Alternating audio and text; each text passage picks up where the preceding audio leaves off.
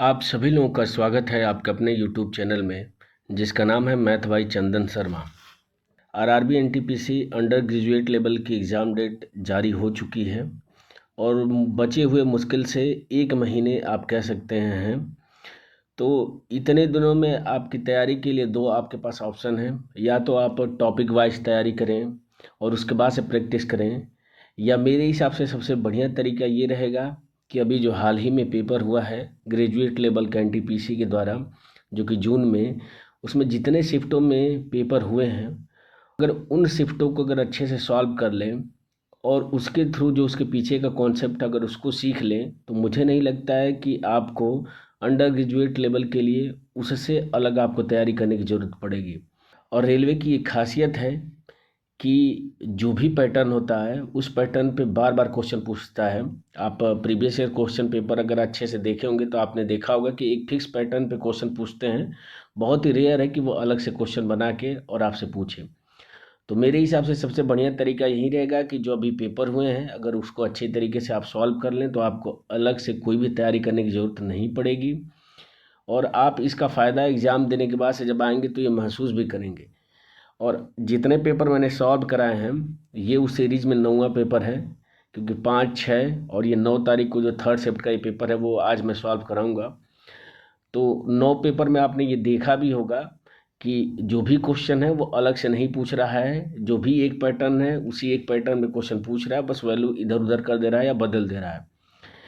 तो उसी श्रृंखला को शुरू करते हुए आज का जो पेपर है वो 9 जून 2025 को ये पेपर हुआ है, थर्ड शिफ्ट का ये पेपर है। तो सबसे पहले मैं क्वेश्चन के थ्रू जो उसके पीछे का कॉन्सेप्ट है वो आपको सिखाऊंगा, और उसके बाद से जो भी शॉर्ट ट्रिक है जिसके थ्रू आप क्वेश्चन को देख के या एकदम आसानी से आप आंसर तक पहुंच सकते हैं, वो सारे तरीके मैं इस वीडियो में आपसे डिस्कस करूंगा। तो ये वीडियो आपके लिए इम्पोर्टेंट होने वाली है। अगर आप इस चैनल पर पहली बार विजिट कर रहे हैं तो चैनल को सब्सक्राइब जरूर कर लें। तो चलिए बिना किसी देरी के स्टार्ट करते हैं। पहला क्वेश्चन कह रहा है कि 5 शर्ट और 7 पतलून की जो कुल कीमत है वो 6150 है, तथा 3 शर्ट की जो कीमत है वो 4 पतलून की कीमत के बराबर है। तो आपसे पूछ रहा है कि 2 शर्ट और 2 पतलून की कीमत कितनी होगी। तो देखिए यहाँ पे जो की सेंटेंस है वो ये है आपका, यही से आपका आंसर बनेगा। तो 3 शर्ट की जो कीमत है वो किसके बराबर है, तो ये 4 पतलून के क्या है, बराबर है। तो यहाँ से शर्ट और पतलून की कीमत का रेशियो क्या निकल के आ जाएगा, तो 4/3 निकल के आ जाएगा। ठीक है। तो देखिए अब आपके पास तरीका ये है कि आप क्या करेंगे, 5 शर्ट की कीमत निकाल लें, 7 पतलून की कीमत, पहले बेसिक बता देता हूँ। तो यहाँ से 5 शर्ट की कीमत कितनी हो जाएगी, अगर शर्ट की कीमत 4 मैं मानता हूँ तो 5 की कितनी हो जाएगी, 20 हो जाएगी। और 7 पतलून की कीमत कितनी हो जाएगी, 21 हो जाएगी। इन दोनों की जो संयुक्त वैल्यू है उसकी कीमत आपको कुल कीमत दिया है 6150 दिया है। तो यहाँ से आप एक की वैल्यू निकाल दीजिए, तो एक की वैल्यू कितनी हो जाएगी, तो 6150 और 20 में 21 जोड़ेंगे तो 41 हो जाएगा, 41 से भाग कर देंगे। आपसे पूछ क्या रहा है कि 2 शर्ट, तो एक शर्ट की 4 कीमत है तो 2 शर्ट की 8 हो जाएगी। 2 पतलून की कीमत कितनी हो जाएगी, तो 3 दूना के 6 हो जाएगी, और दोनों को जोड़ेंगे तो 8 और 6 कितना हो जाएगा, तो 14 हो जाएगा। इसकी वैल्यू आपसे पूछ रहा है, तो यहाँ से इसमें बस क्या करेंगे, 14 से गुणा कर देंगे तो हमारा आंसर क्या हो जाएगा, निकल के आ जाएगा। तो भाग दे देते हैं, तो 41 से भाग करेंगे तो एक बार चला जाएगा, 20 21 यानी कि 205 हो जाएगा। तो 4 पचे 20, 5 बार चला जाएगा तो 5 41 पचे 205 हो जाएगा, यानी कि 150 हो जाएगा। और 150 में हम क्या करेंगे, 14 से गुणा कर देंगे, तो ये आपका 0 हो जाएगा, 14 पचे 70 हो जाएगा, 14 और 7 21 हो जाएगा, यानी कि 2100 क्या हो जाएगा, इसका आंसर हो जाएगा, जो कि ऑप्शन नंबर 2 में दिया है। तो ये तो बेसिक तरीका था, आपने बेसिक तरीके से कर लिया। अब मैं बता रहा हूँ कि आप इस क्वेश्चन को और किस तरीके से कर सकते थे।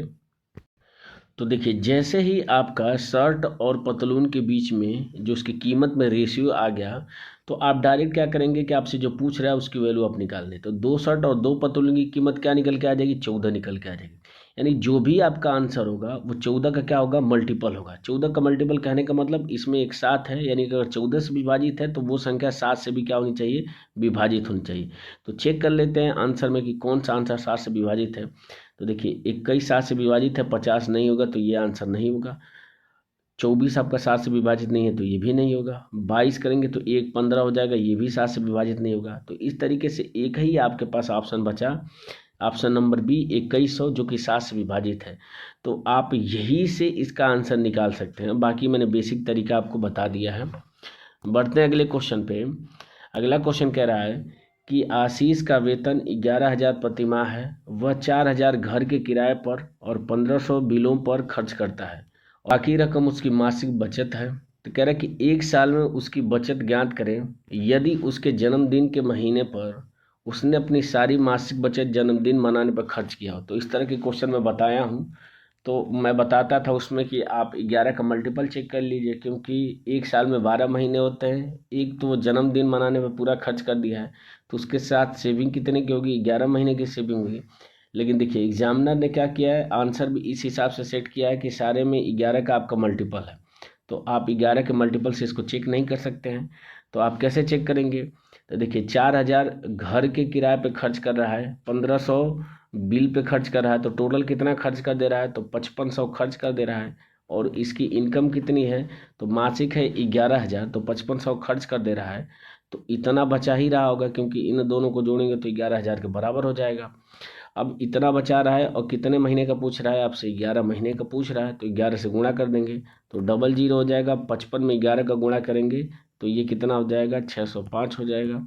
तो 605 और डबल जीरो ऑप्शन नंबर 4 में है, तो यही इसका क्या हो जाएगा, करेक्ट आंसर हो जाएगा। किसी भी संख्या में अगर 11 से गुणा करना हो तो आप संख्या क्या लिखिए, जैसे मान लीजिए 55 में अगर आपको 11 से गुणा करना हो तो आप 5 करेंगे, फिर इसमें इसको जोड़ते जाए तो 5 पर 10 हो जाएगा, 5 में 1 जोड़ेंगे तो 605 हो जाएगा। इस तरीके से आप 11 से गुणा करते हैं। बढ़ते हैं अगले क्वेश्चन पे। अगला क्वेश्चन कह रहा है कि निम्नलिखित में से कौन सी संख्या 38 से विभाज्य है। तो देखिए अगर संख्या 38 से विभाज्य होगी तो इसके जितने भी फैक्टर होंगे उनसे भी संख्या विभाजित होनी चाहिए। तो देखिए 38 में एक फैक्टर इसका दिख रहा है 2, इसका मतलब ये संख्या 2 से भी विभाजित होनी चाहिए, 19 से भी विभाजित होनी चाहिए। तो मैं 2 से चेक कर ले रहा हूँ। तो देखिए 2 से विभाजितता का नियम ये कहता है कि जिस संख्या के इकाई के स्थान पर 0 2 4 6 और 8 हो तो वो संख्या 2 से विभाजित होती है। तो देखिए इसमें 0 है, इसमें 8 है, यानी ये दोनों संख्याएं 2 से विभाजित होंगी। लेकिन तीसरा और चौथा ऑप्शन क्या हो जाएगा, 2 से विभाजित नहीं होगा। तो आपके पास क्या हो जाएगा, इन दोनों में से 2 ऑप्शन तो ऐसे ही एलिमिनेट हो गए। अब देखिए 19 से चेक कर लेते हैं। तो अगर ऑप्शन 2 पे अगर एक नज़र डालें तो देखिए 19 है, 19 गुना के 38 है, तो सीधे दिख रहा है कि ऑप्शन नंबर 2 19 से विभाजित है।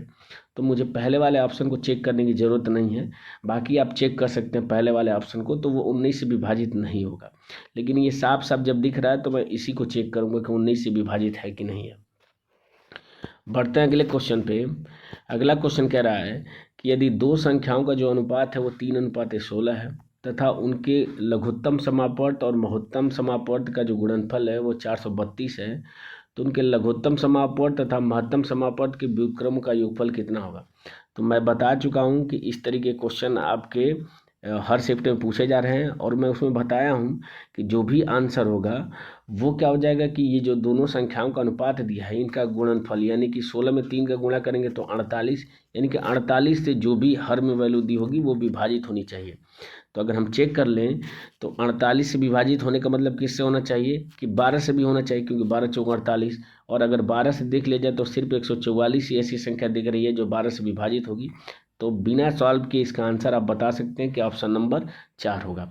बाकी मैं तरीका बता देता हूं कि मैं मान लेता हूं कि इनके बीच में अनुपातिक संबंध x है, तो संख्या क्या हो जाएगी, 3x हो जाएगी और 16x हो जाएगी संख्या। तो हमें पता है कि पहली संख्या गुणे दूसरी संख्या ये बराबर किसके होती है, तो HCF गुणे LCM, जो कि गुणनफल 432 दिया है। तो अब यहाँ से इसको सॉल्व कर लेते हैं।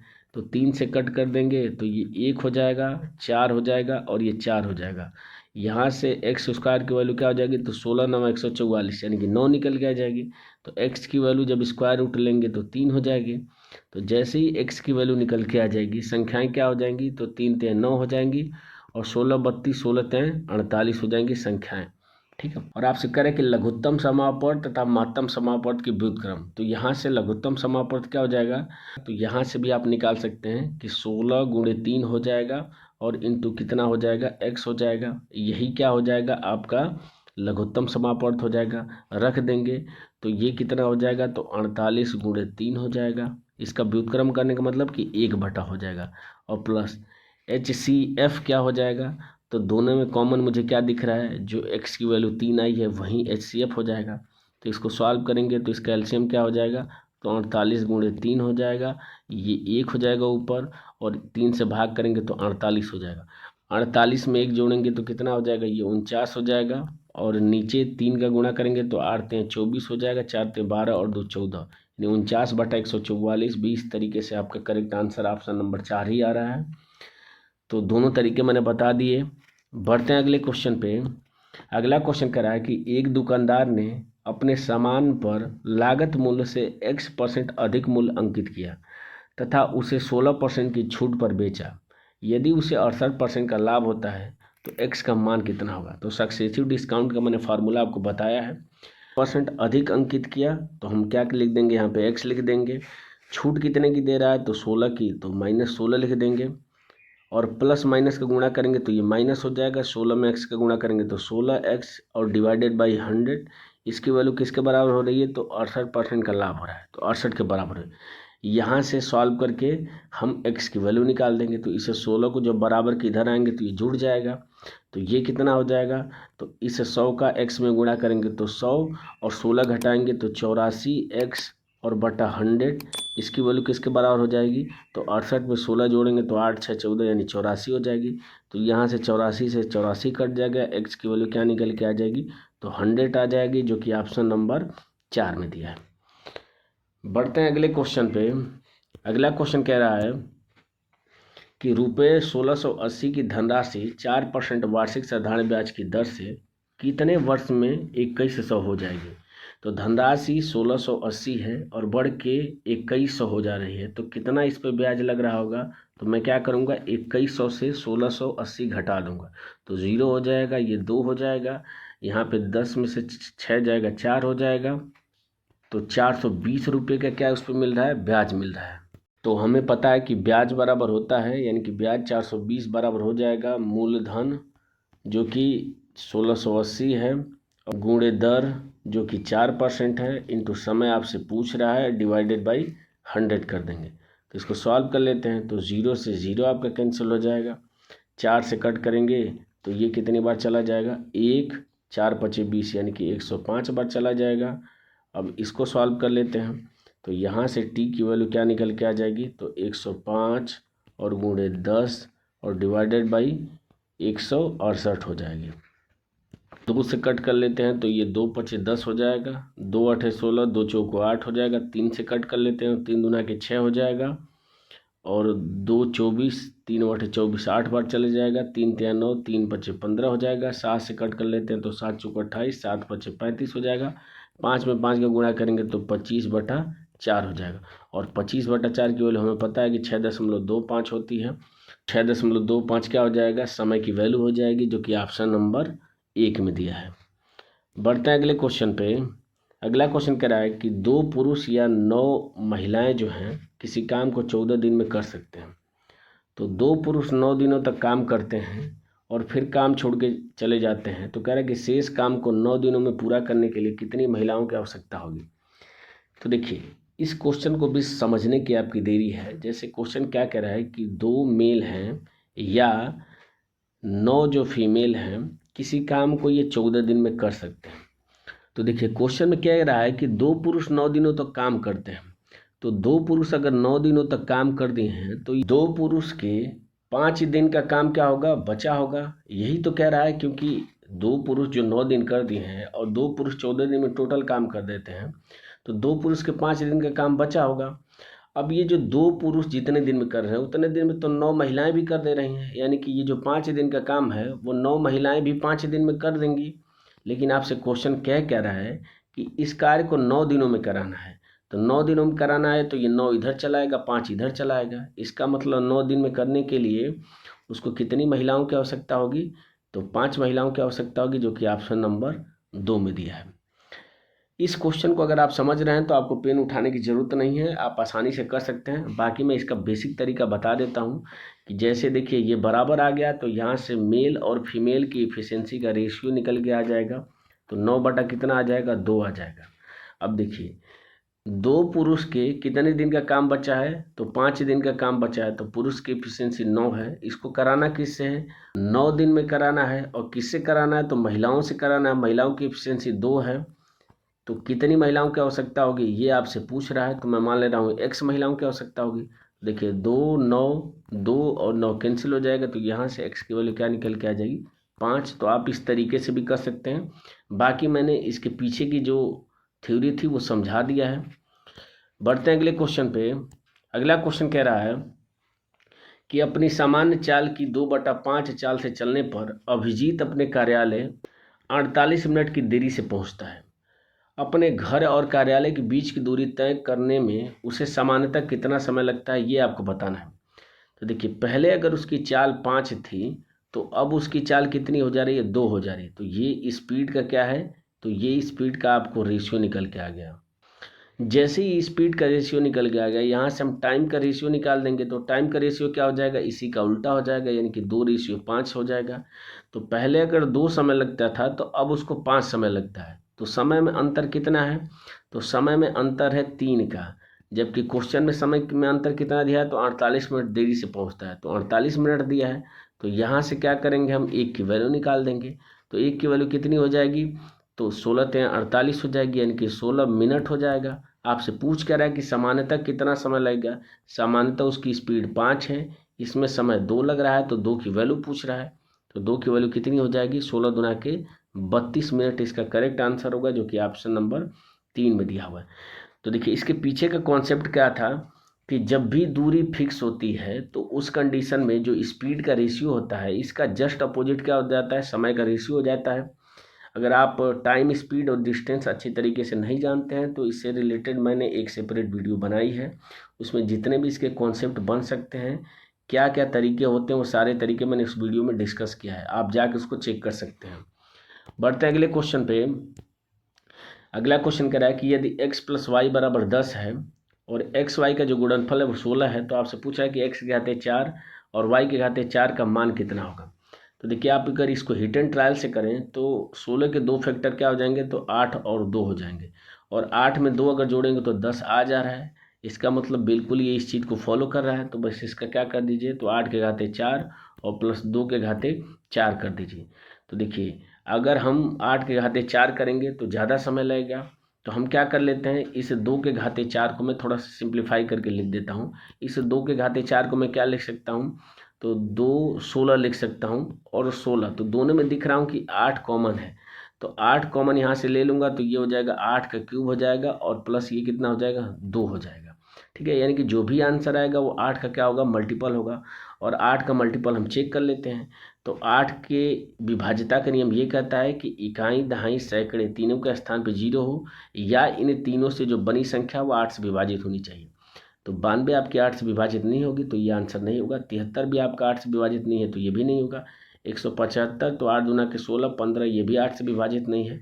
तो एक ही ऑप्शन आपका बचा, ऑप्शन नंबर 2, यही इसका क्या हो जाएगा, करेक्ट आंसर हो जाएगा, 4112।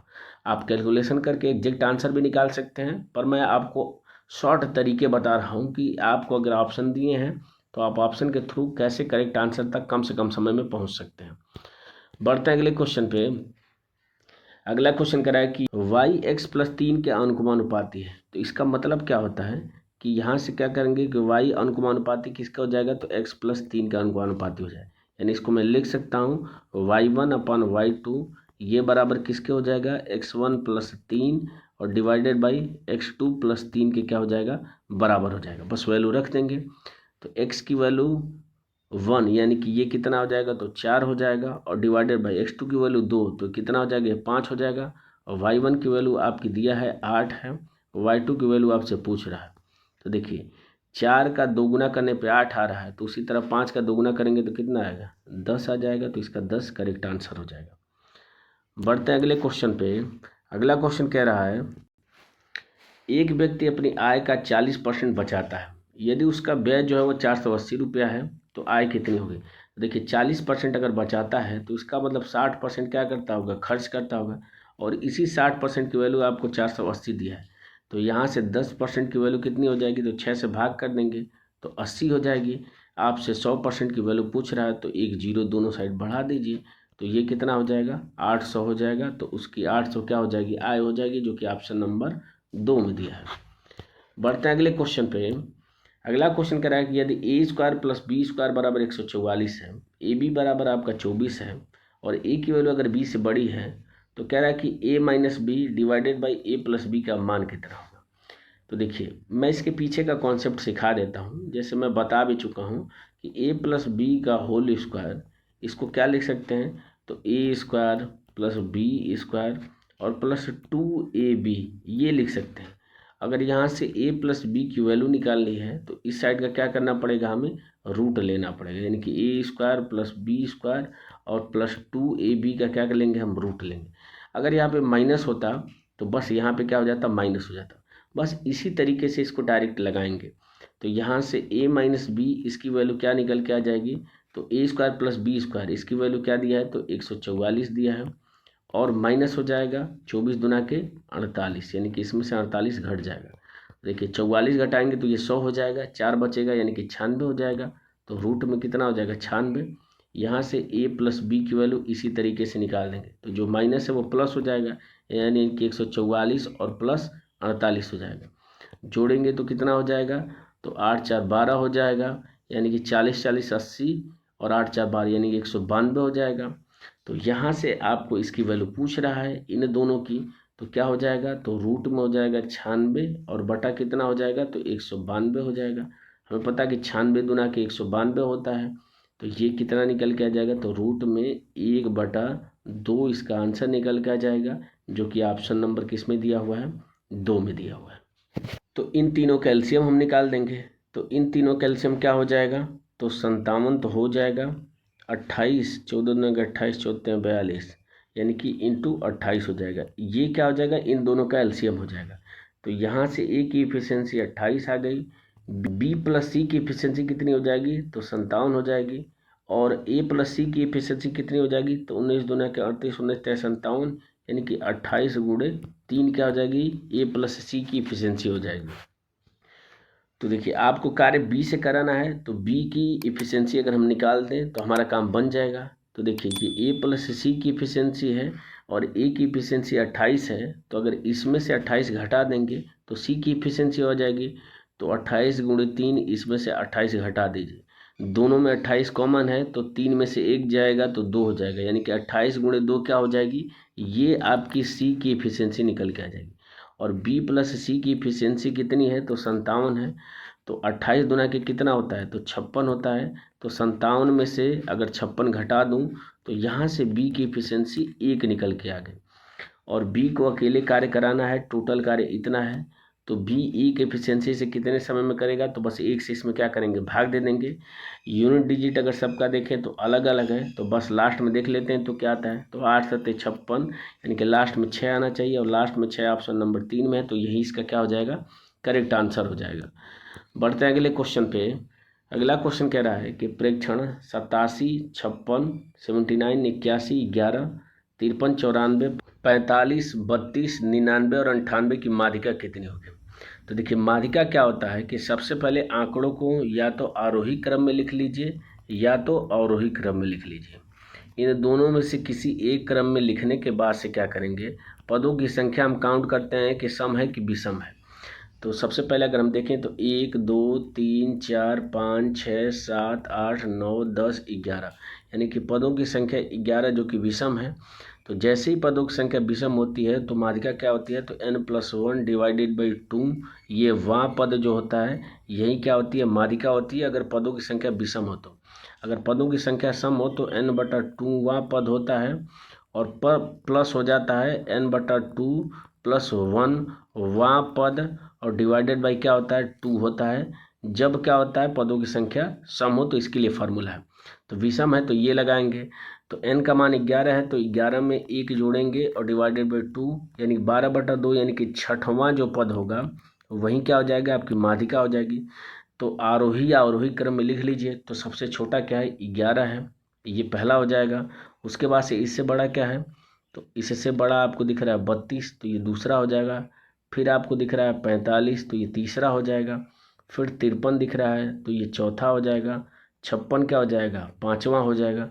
और 56 के बाद से क्या दिख रहा है, तो 79 दिख रहा है, तो ये 6वें नंबर पे है। तो 6वां पद 79 है, तो इसका माध्यिका क्या हो जाएगी, 79, जो कि ऑप्शन नंबर 4 में दिया है। बढ़ते अगले क्वेश्चन पे।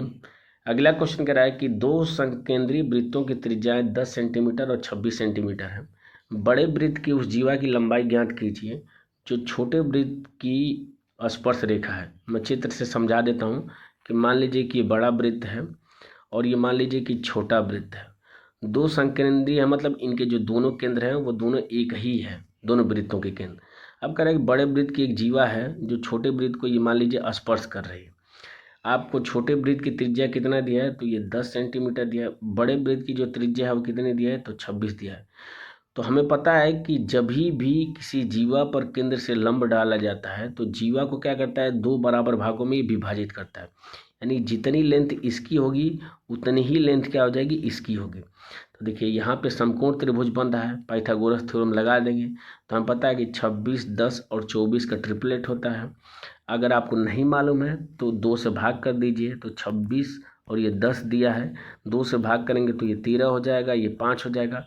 13, 5 और 12 का हमने ट्रिपलेट पढ़ा है, तो बस इसमें भाग दिए तो इसका 2 से गुणा कर दीजिए तो ये 24 निकल के आ जाएगा। आप इस तरीके से भी निकाल सकते हैं, अदरवाइज अगर आपको ज्ञात है तो आप 24 डायरेक्ट लिखेंगे। तो अगर ये 24 है तो ये भी 24 होगा। पूरी लेंथ आपसे पूछ रहा है तो 24 गुना के 48 सेंटीमीटर क्या हो जाएगी, जीवा की लंबाई हो जाएगी।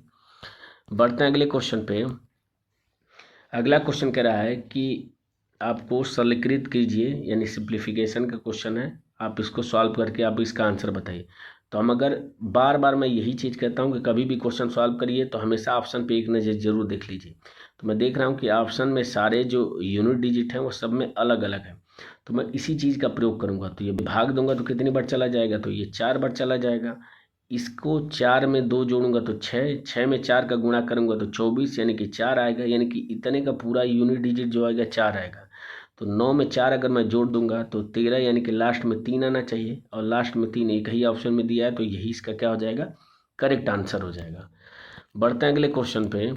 अगला क्वेश्चन कह रहा है कि 20 ड्यूअल डेस्क और 12 कुर्सियाँ जो कि 79,600 रुपये में खरीदी गई हैं।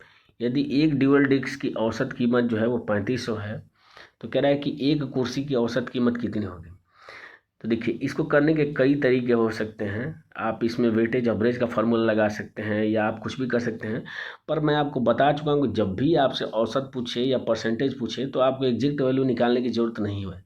जैसे मैं समझा दे रहा हूँ कि जैसे मान लीजिए 20 है, ये डुअल डेस्क है, और ये मान लीजिए चेयर है, और ये 12 है। इन दोनों की जो संयुक्त कीमत है वो कितनी है, तो 79,600 ये दोनों की संयुक्त कीमत है, इतने में खरीदी गई। तो मैं क्या कर रहा हूँ कि ये जो वैल्यू है ना इसको सिंप्लीफाई कर लेता हूँ कैलकुलेशन के लिए। तो ये अगर 4 से मैं कट करूँगा तो 4 पचे 20 हो जाएगा, और ये कितना हो जाए, तो 4 तें 12 हो जाएगा। तो इधर भी 4 से भाग कर दूंगा तो 4 एकम 4 हो जाएगा, 3 39, 4 9 36, 3 36, 4 9 36, यानी ये कितना हो जाएगा। अब ये 5 ड्यूअल डेस्क और 3 कुर्सी का ये मूल्य हो जाएगा। ठीक है, तो अब देखिए वापस क्वेश्चन पे अगर आते हैं तो ड्यूअल डेस्क की औसत कीमत 3500 है। तो अगर एक की कीमत 3500 है तो 5 की कीमत कितनी हो जाएगी, तो बस क्या करेंगे, 3500 में 5 का गुणा कर देंगे तो ये आपका 0 0 हो जाएगा, 5 पचे 25 हो जाएगा, 5 ते 15 और 2 17, यानी 17,500 क्या हो जाएगा, 5 ड्यूअल डेस्क की कीमत हो जाएगी। जो टोटल कीमत है दोनों की मिला के वो कितनी है, तो 19,900 है। इसमें से घटा देते हैं तो 17,500 अगर इसमें से घटा देंगे तो 0 0 4 हो जाएगा, 9 में से 7 जाएगा 2, यानी कि 2400 किस पे खर्च हुआ होगा, तो कुर्सियों पे खर्च हुआ होगा। तो कुर्सियों की संख्या कितनी है, तो 3 है। तो 2400 के हिसाब से अगर 3 कुर्सियां मिल रही हैं तो पर कुर्सी की कीमत कितनी हो जाएगी, तो इसमें 3 से भाग कर देंगे तो 3 8 24, यानी कि 800 कुर्सियों की औसत कीमत हो जाएगी, जो कि ऑप्शन नंबर 4 में दिया हुआ है। बढ़ते हैं अगले क्वेश्चन पे। अगला क्वेश्चन कह रहा है कि एक कक्षा के 2 सेक्शन ए और बी जिनमें क्रमशः 22 और 44 विद्यार्थी हैं, यदि सेक्शन ए का औसत वजन 40 किलोग्राम है और सेक्शन बी का औसत वजन 34 किलोग्राम है तो पूरी कक्षा का औसत वजन कितना होगा। तो मैं अभी पिछले वाले क्वेश्चन में बताया हूँ कि जब भी औसत निकालना होगा तो एग्जैक्ट वैल्यू की जरूरत नहीं होती है। तो ये 22 और 44 से इसको सिंप्लीफाई करके 1:2 कर लेते हैं। ठीक है, ये सेक्शन आपका ए है और ये बी है। तो इसका जो औसत दिया है वो 40 दिया है और इसका औसत कितना दिया है तो 34 दिया है। तो यहाँ पे वेटेज एवरेज का फार्मूला लगा देता हूँ। मैं मान लेता हूँ कि पूरी क्लास का जो औसत है वो 34 है, ये मैं मान रहा हूँ। तो यहाँ पे तो कोई चेंज नहीं हो रहा है, लेकिन ये 40 है तो 34 से कितना अधिक है ये, तो 6 अधिक है। तो 6 कितने पर अधिक है तो 1 पे, तो टोटल कितना अधिक हो जाएगा 6। अभी जो टोटल अधिक हो रहा है वो पूरी कक्षा यानी ए और बी दोनों में बटेगी। तो ए और बी की संयुक्त संख्या कितनी है तो 2 1 3 है। तो 6 को 3 के हिसाब से अगर बांटेंगे तो 2 2 क्या हो जाएगा बढ़ जाएगा। तो जो भी औसत मैंने पहले 34 माना था वो 34 ना होके इससे 2 अधिक हो जाएगा, यानी कि सही औसत क्या हो जाएगा पूरी क्लास का 36 हो जाएगा, जो कि ऑप्शन नंबर 4 में दिया है। बढ़ते हैं अगले क्वेश्चन पे।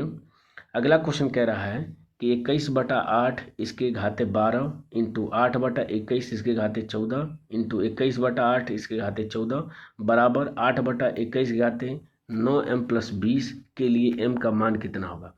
ठीक है, तो देखिए ये जो वैल्यू है वो एक दूसरे के अपोजिट है, तो ये कट के क्या हो जाएगी, घात भी बराबर है तो कट के क्या हो जाएगी 1 हो जाएगी। तो यहाँ से क्या बचेगा, तो इसको मैं लिख सकता हूँ 8/21 इसके घाते कितना हो जाएगा तो -12 हो जाएगा, क्योंकि 21/8 के घाटे अगर 12 है तो अगर इसको उल्टा करेंगे तो 8/21 के घाते -12 हो जाएगा। ये बराबर किसके हो जाएगा तो 8/21 और इसके घाते कितना है तो 9m और +20 है। तो चूंकि अंदर वाली वैल्यू बराबर है ब्रैकेट के तो घात भी जो होंगे वो एक दूसरे के बराबर होंगे। तो यहाँ से 9m+20 ये बराबर किसका हो जाएगा -12 के। तो 9m की वैल्यू कितनी हो जाएगी तो -12 और 20 को जब इधर लाएंगे तो -20 हो जाएगा। जोड़ेंगे तो 20 और 10 30 और 2 32 हो जाएगा माइनस का। तो यहाँ से m की वैल्यू क्या हो जाएगी -32/9 हो जाएगी, जो कि ऑप्शन नंबर 2 में दिया हुआ है। बढ़ते हैं अगले क्वेश्चन पे। अगला क्वेश्चन कह रहा है कि 10.6 मीटर लंबी एक सीढ़ी दीवार के सहारे टिकी हुई है। यह जमीन से 30 अंश का कोण बनाती है। तो कह रहा है कि दीवार पर सीढ़ी कितनी ऊंचाई तक पहुंची है। तो मान लीजिए दीवार है और इसके सहारे ये सीढ़ी जो है वो टिकी हुई है और ये जमीन के साथ कितने अंश का कोण बनाती है तो 30 अंश का कोण बनाती है। सीढ़ी की लंबाई आपको दिया है 10.6। आपसे ये वाली लंबाई पूछ रहा है कि कितनी ऊंचाई तक ये टिकी हुई है। तो देखिए जब भी ये आपका लंब हो जाएगा ये आपका कर्ण हो जाएगा। तो लंब और कर्ण का जो अनुपात होता है वो किस में होता है तो ये होता है साइन थीटा में होता है। तो साइन 30 अंश बराबर कितना हो जाएगा ये, तो यानी कि अगर इसको मैं x मानता हूँ तो ये x बटा अगर 10.6 मानता हूँ तो ये 10.6 हो जाएगा। साइन 30 अंश का मान होता है 1/2, इसकी वैल्यू किसके बराबर हो जाएगी तो x बटा 10.6 के बराबर हो जाएगी। यहाँ से x की वैल्यू निकालेंगे तो 2 × 10 और ये 2 × 6 यानी कि 5.3 इसका क्या हो जाएगा करेक्ट आंसर होगा, जो कि ऑप्शन नंबर 1 में दिया है। अब इस क्वेश्चन को मैं करना होता तो इतना लिखने की जरूरत नहीं, ये तो मैं समझाने के लिए लिख दिया हूँ। तो मुझे पता है कि साइन 30 अंश का मान कितना होता है तो 1/2, अगर ये 1 है तो ये 2 होगा। तो 2 की वैल्यू अगर इतना है तो 1 की वैल्यू पूछ रहा है तो डायरेक्ट आप 2 से भाग करिए, 2 × 10 2 × 6 यानी कि 5.3 क्या हो जाएगा इसका आंसर हो जाएगा। ये करने की आपको ज़रूरत नहीं है, ये तो मैं समझाने के लिए बता दिया हूँ। बढ़ते हैं अगले क्वेश्चन पे। अगला क्वेश्चन कह रहा है कि निम्नलिखित बंटन का माध्य कितना होगा, ये आपको बताना है। ठीक है, तो मैं इस तरह की क्वेश्चन में करा रहा था यूनिट डिजिट से कि आप यूनिट डिजिट देख लीजिए और उसके बाद से आप इसको आसानी से सॉल्व कर सकते हैं। पर तो अगर ऑप्शन पे आप देखें तो 2 ऑप्शन में यूनिट डिजिट जो है वो सेम है, इसका मतलब हम यूनिट डिजिट से नहीं निकाल सकते। तो हम क्या करेंगे, हम डिजिट सम से निकाल लेते हैं, क्योंकि इतनी कैलकुलेशन तो मुझसे नहीं हो पाएगी कि 13 में 95 का गुणा करूं, फिर उसमें 27 में 57 का गुणा करूं, 59 में 80 का गुणा करूं, 61 में 98 का गुणा करूं, 97 में 63 का गुणा करूं और इन सब को जोड़ के विद्यार्थियों की संख्या से भाग दूं तो वो हमारा माध्य निकल के आ जाएगा। ठीक है, तो मैं इतनी कैलकुलेशन नहीं करूँगा, मैं डिजिट सम से इसको लगा रहा हूँ। तो देखिए 3 और 1 4 हो जाएगा और ये कितना हो जाएगा तो आपका 5 हो जाएगा। 4 में 5 का गुणा करेंगे तो 20 हो जाएगा। देखिए मैं कर कह रहा हूँ, मैं समझा दे रहा हूँ आपको। 13 में 95 का अगर हम गुणा करते हैं तो इसका डिजिट सम आ जाएगा 4, 9 जहाँ आएगा उसको हटा दीजिए, इसका आ जाएगा 5, तो 4 में 5 का गुणा करेंगे तो 20 आ जाएगा, यानी कि डिजिट सम कितना आ जाएगा 2।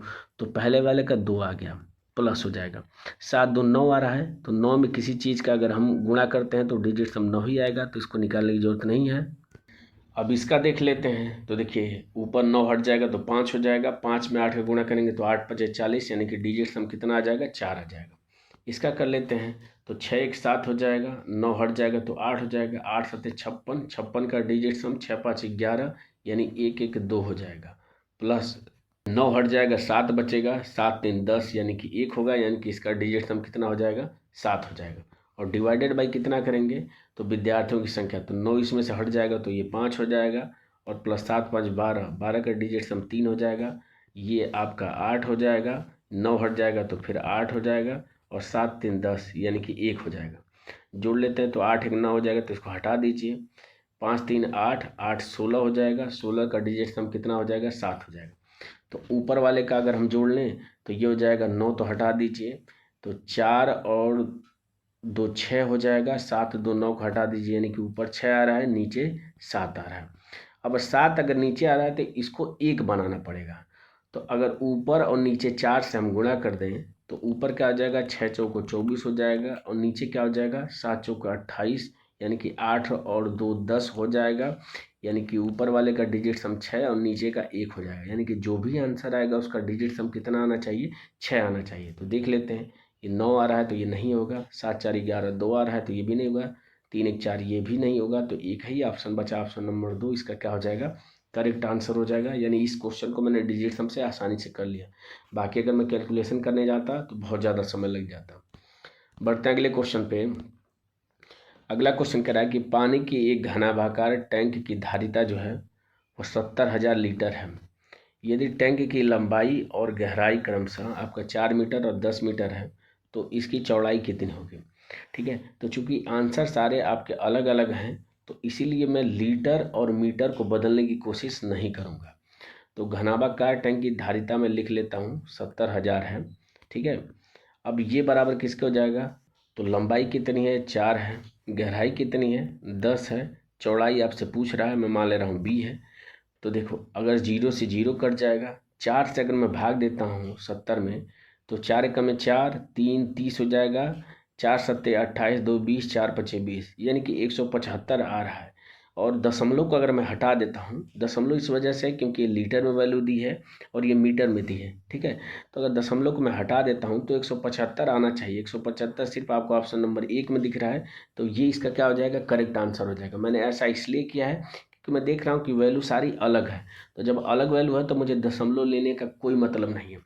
अगर आप इसको सही तरीके से सॉल्व करना चाहते हैं तो जब भी आपको मीटर को लीटर में या लीटर को मीटर में बदलना होगा तो इस साइड क्या हो जाएगा 10 से गुणा हो जाता है, तो चूंकि मीटर मीटर मीटर 3 बार है तो 10 से क्या हो जाएगा तीनों साइड क्या हो जाएगा गुणा हो जाएगा।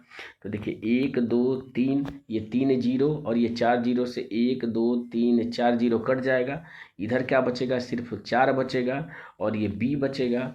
तो 4 का यहाँ पे b की वैल्यू निकालने के लिए 7 में 4 से भाग कर देंगे तो आंसर क्या आ जाएगा 1.75 आ जाएगा, जो कि एग्जैक्ट आंसर आएगा मीटर में। तो मैंने इतना बदला नहीं है क्योंकि मैं अगर ऑप्शन पे देख लिया हूँ कि ऑप्शन सारे अलग हैं तो मुझे बदलने की ज़रूरत नहीं है यूनिट वगैरह, क्योंकि मुझे सिर्फ करेक्ट आंसर तक पहुँचना है। बढ़ते हैं अगले क्वेश्चन पे। अगला क्वेश्चन कह रहा है कि यदि a/b बराबर 3/4 और b/c बराबर 4/7 है तो यहाँ से a/b/c कितना निकल के आ जाएगा। चूंकि b यहाँ पे भी 4 है, b यहाँ पे भी 4 है, तो ये रेशियो कितना आ जाएगा, तो 3/4/7 हो जाएगा। अगर b बराबर नहीं होता तो मैं इसको बराबर करता। अब इस कंडीशन में क्या हो जाएगा कि यही वैल्यू ए बी सी की रख देंगे। ये इस वजह से रखेंगे क्योंकि नीचे की जो डिग्री है और जो ऊपर की जो डिग्री है वो समान है, इस कंडीशन में हम रख रहे हैं। अगर ये ऊपर की डिग्री या नीचे की डिग्री समान नहीं होती तो हम ये वैल्यू नहीं रखते। ध्यान दीजिएगा, कब वैल्यू रखनी है कब वैल्यू नहीं रखनी है ये भी आपको जानना चाहिए। तो रख देंगे, तो 7 और 4 11, 11 और 3 14 हो जाएगा, और सी की वैल्यू 7 है, 14 में 7 से भाग करेंगे तो 2 इसका क्या हो जाएगा करेक्ट आंसर हो जाएगा। बढ़ते हैं अगले क्वेश्चन पे। अगला क्वेश्चन कह रहा है कि अपनी सामान्य चाल की 2/5 चाल से चलने पर अभिजीत अपने कार्यालय 18 मिनट देरी से पहुंचता है। अपने घर और कार्यालय के बीच की दूरी तय करने में उसे सामान्यतः कितना समय लग रहा है। तो इसी तरह का क्या सेम क्वेश्चन इस पेपर में आ चुका है। और देखिए ये एक और क्वेश्चन उसी तरीके से, तो पहले अगर उसकी स्पीड 5 थी तो अब उसकी स्पीड कितनी हो जा रही है 2, तो ये स्पीड का रेशियो है। तो यहाँ से टाइम का रेशियो क्या हो जाएगा, इसका उल्टा, यानी कि 2:5 हो जाएगा। तो पहले इसको 2 समय लग रहा था तो अब 5 लग रहा है, तो अंतर कितना है समय में 3 का। लेकिन क्वेश्चन में दिया कितना है 3 की वैल्यू, तो 18 मिनट दिया है। तो यहाँ से 1 की वैल्यू निकाल देंगे तो 3 छके 18 यानी कि 6 मिनट हो जाएगा। आपसे पूछ रहा है कि सामान्यतः कितना समय लगेगा, तो सामान्यतः उसकी स्पीड 5 है, उसमें जो समय लग रहा है वो 2 है, तो 2 यूनिट की वैल्यू कितनी हो जाएगी, तो 2 × 6 यानी कि 12 मिनट इसका क्या हो जाएगा, करेक्ट आंसर हो जाएगा। बढ़ते हैं अगले क्वेश्चन पे। अगला क्वेश्चन कह रहा है कि एक ठोस धात्विक गोले का जो व्यास है वो 42 सेंटीमीटर है। इसे पिघलाकर 0.6 सेंटीमीटर अनुप्रस्थ काट व्यास वाला एक तार बनाया जाता है। तो तार की लंबाई कितनी होगी, तो देखिए तार कुछ इस तरीके से होगा, ये आगे वृत्ताकार होगा और ये ऐसे लंबा होगा, यानी कि ये बेलन के शेप का होगा तार। अगर आपने तार काटा होगा तो देखा होगा कि उसका शेप बेलन की तरह कुछ कुछ दिखता है। तो यहाँ से इसका पहले आयतन में निकाल दूंगा, गोले का आयतन। तो गोले का आयतन कितना होगा, तो 4/3 पाई r³। तो पाई इंटू आर की वैल्यू कितनी हो जाएगी, व्यास अगर 42 है तो इसका आधा क्या हो जाता है, त्रिज्या, यानी कि 21 हो जाएगी। तो 21 × 21 × 21 हो जाएगी। ठीक है, ये बराबर किसके हो जाएगा, तो बेलन का आयतन कितना होता है, तो ये होता है πr² × h। तो पाई आर की वैल्यू क्या हो जाएगी, तो इतना व्यास है तो त्रिज्या कितनी हो जाएगी, इसका आधा यानी कि 0.3 हो जाएगी। तो 0.3 × 0.3 इंटू एच की वैल्यू आपसे पूछ रहा है कि कितना मीटर लंबा है, यानी कि जो लंबाई है अगर उसको एच मानता हूँ तो इसकी वैल्यू पूछ रहा है। तो देखिए पाई से पाई कट जाएगा, 3 से कट करेंगे तो 3 से 21 हो जाएगा। अब देखिए दोनों साइड दशमलव दशमलव है, तो इधर क्या करूँगा मैं, 3 से कट करूँगा तो 3 × 21 हो जाएगा, 3 × 21 हो जाएगा, यानी ये क्या हो जाएगा, तो 4 × 7 × 7 × 7 और डिवाइडेड बाई क्या हो जाएगा, 0.1 × 0.1। तो यहाँ से क्या करेंगे, तो h की वैल्यू जब इतना निकल के आएगा ऊपर नीचे क्या करेंगे, 100 से गुणा कर देंगे। तो ये हो जाएगा 4 × 7 × 7 × 7 और ये ऊपर 100 से गुणा हो जाएगा, नीचे से दशमलव हट जाएगा। तो एक की वैल्यू वैसे भी एक नहीं लिखते हैं तो एक को छोड़ दीजिए या लिख दीजिए। ये आपका सेंटीमीटर में आ जाएगा, लेकिन आंसर आपका मीटर में पूछ रहा है तो यहाँ से 100 क्या हो जाएगा, हट जाएगा, यानी कि ये आपकी h की वैल्यू हो जाएगी। तो या तो आपको यूनिट डिजिट से कर लीजिए, तो जो देख रहे हैं कि यूनिट डिजिट 2 ऑप्शन में एक है तो यूनिट डिजिट से नहीं कर सकते हैं, या तो आप इसको डिजिट सम से कर सकते हैं या आप इसको डायरेक्ट भी कर सकते हैं। हमें पता है 7 का क्यूब होता है 343 होता है, इसमें 4 का गुणा कर दीजिए। तो 4 × 12 2 हो जाएगा, 4 × 4 16, 1 17 हो जाएगा। लास्ट में 72 से ऑप्शन नंबर किस में आ रहा है, 1 में आ रहा है, तो यही इसका क्या हो जाएगा, करेक्ट आंसर हो जाएगा। बढ़ते हैं अगले क्वेश्चन पे। अगला क्वेश्चन कह रहा है कि द्विघात समीकरण 3x² + 2x + 5 = 0 के मूलों की प्रकृति निर्धारित कीजिए। तो देखिए ये आपका इक्वेशन कुछ इस तरीके से है, ax² + bx + c = 0 है। तो अगर मुझे मूलों की प्रवृत्ति निकालनी है तो हमें b² - 4ac इसकी वैल्यू निकालनी होती है। अगर ये वैल्यू 0 के बराबर है तो इस कंडीशन में जो दोनों मूल होंगे वास्तविक और बराबर होंगे। अगर b² - 4ac इसकी वैल्यू 0 से बड़ी है तो इस कंडीशन में जो मूल होंगे वास्तविक होंगे लेकिन असमान होंगे। लेकिन अगर b² - 4ac इसकी वैल्यू 0 से कम है तो उस केस में जो इसके मूल होंगे वो काल्पनिक होंगे। तो मैं देख लेता हूँ, तो b की वैल्यू क्या है, तो 2 है, a की वैल्यू क्या है, तो 3 है और c की वैल्यू क्या है, तो 5 है। बस इसमें रख देंगे, तो b का स्क्वायर करेंगे तो 2 दूना का 4 हो जाएगा, -4ac करेंगे तो 4 × 3 × 5 हो जाएगा। 5 चौको 20 × 60 यानी कि माइनस में वैल्यू आएगी, और माइनस में वैल्यू कहने का मतलब क्या हो जाएगा कि 0 से छोटी हो जाएगी, और 0 से छोटी का मतलब क्या होगा, मूल इसके काल्पनिक होंगे, जो कि ऑप्शन नंबर 4 में काल्पनिक दिया है, तो यही इसका करेक्ट आंसर हो जाएगा। बढ़ते हैं अगले क्वेश्चन पे। अगला क्वेश्चन कह रहा है कि समचतुर्भुज के विकर्णों के गुणधर्म के संबंध में सही कथन का चयन कीजिए। तो देखिए समचतुर्भुज क्या होता है मैं बता देता हूँ, फिर आप करेक्ट आंसर तक आसानी से पहुँच सकते हैं। तो समचतुर्भुज क्या होता है, ऐसा समांतर चतुर्भुज, ध्यान दीजिए एक वर्ड मैंने बोला है ऐसा समांतर चतुर्भुज, जिसकी चारों भुजाएं क्या होती हैं, समान होती हैं। तो जो वर्ग होता है ये भी आपका समचतुर्भुज होता है। इस कंडीशन में इसके जो दोनों विकर्ण होते हैं वो क्या होते हैं, बराबर होते हैं। लेकिन अगर इस तरह का शेप अगर बना है तो उस कंडीशन में जो दोनों विकर्ण होते हैं वो बराबर नहीं होते हैं, आप देख भी सकते हैं। ठीक है, तो ऑप्शन पे अगर एक नज़र डालें तो देख लेते हैं। समचतुर्भुज के विकर्ण बराबर होते हैं, ये गलत है, बराबर नहीं होते हैं, क्योंकि इस कंडीशन में बराबर तो है लेकिन इस कंडीशन में बराबर नहीं है। तो समचतुर्भुज के विकर्ण बराबर होते हैं तो ये भी नहीं हो जाएगा। समचतुर्भुज के विकर्ण बराबर होते हैं तो ये भी नहीं हो जाएगा। समचतुर्भुज के विकर्ण बराबर नहीं होते हैं तो ये सिर्फ ऑप्शन नंबर इस तरीके से ए ही बचा, तो यही इसका क्या हो जाएगा, करेक्ट आंसर हो जाएगा। और इसकी क्या खासियत होती है, तो समचतुर्भुज के जो विकर्ण होते हैं वो एक दूसरे को समद्विभाजित करते हैं, यानी कि ये जो वैल्यू होगी वो इन दूसरे के क्या होगी, बराबर होगी, यानी ये इसके बराबर हो जाएगा और ये इसके बराबर है। एक दूसरे को ये 90 अंश पे प्रतिच्छेदित करते हैं, ये जो कोण बनेगा वो 90 अंश का कोण बनेगा। तो आप देख रहे हैं कि पहले वाले ऑप्शन में दिया है कि दो समकोणों पर प्रतिच्छेदित करते हैं और एक दूसरे को समद्विभाजित करते हैं, बिल्कुल इसकी प्रॉपर्टी को फॉलो कर रहा है, तो ऑप्शन नंबर ए इसका क्या हो जाएगा, करेक्ट हो जाएगा। बढ़ते हैं अगले क्वेश्चन पे। अगला क्वेश्चन कह रहा है कि एक म्यूजिक सेट की मूल कीमत जो है वो 8,000 है, उसकी कीमत में 12% की कमी की गई और फिर 20% की क्या हो गई, वृद्धि की गई, तो इसकी नई कीमत क्या होगी। तो देखिए 8,000 उसकी कीमत पहले थी, पहले 12% की कमी की गई, तो 12% की कमी कहने का मतलब क्या हो जाएगा, तो 88/100 हो जाएगा, और फिर 20% की वृद्धि की गई, इसका मतलब कितना हो जाएगा, तो 120/100 हो जाएगा। अब देखिए अगर ध्यान से देखें तो ऊपर वाले में अंश में एक वैल्यू आपकी 11 दिख रही है जो कि 88 में आ रही है, नीचे 11 का कोई मल्टीपल नहीं है, इसका मतलब जो आंसर होगा 11 से विभाजित होना चाहिए। तो देख लेता हूँ 11 से कौन सी संख्या विभाजित है, तो 77 कट जाएगी, 48 नहीं कटेगी, तो ये नहीं होगा। 88 हो जाएगा, 1 14, 11 3 38, ये 11 से नहीं कटेगा। 77 2 24 22, और ये भी आपका 11 से नहीं कटेगा, तो एक ही ऑप्शन इस तरीके से बचा, यही इसका क्या हो जाएगा, करेक्ट आंसर हो जाएगा। बढ़ते हैं अगले क्वेश्चन पे। अगला क्वेश्चन कह रहा है, राज के पास 1,218 रुपये हैं, उन्होंने इसे अपने बेटों वरुण और आशीष में बांट दिए और उन्हें इस वार्षिक रूप से संयोजित होने वाली 10% वार्षिक ब्याज दर पर निवेश करने को कहा। यह देखा गया कि वरुण और आशीष को क्रमशः 13 और 14 वर्ष के बाद समान राशि प्राप्त हुई, तो कह रहे कि राज ने आशीष को कितनी राशि दी है। तो देखिए इस तरह के क्वेश्चन मैं बता चुका हूँ और यहाँ पे फिर से मैं बता दे रहा हूँ, वैसे मैं इसका डायरेक्ट आंसर लगा सकता हूँ।